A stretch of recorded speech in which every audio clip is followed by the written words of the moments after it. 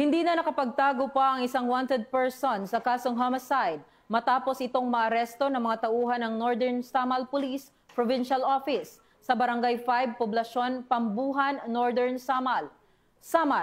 Ang report mula kay Patrolwoman Camberlight Flores.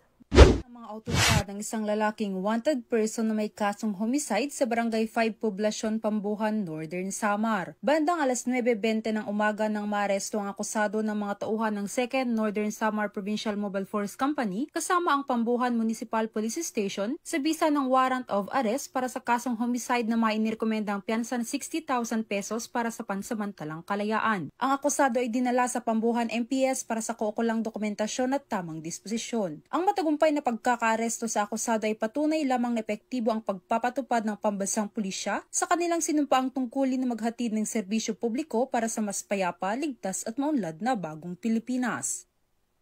Mula dito sa Eastern Visayas, ako ang inyong PNN correspondent, Patrolwoman Flores, alagad ng batas sa kataguyod ng Balitang Pulis.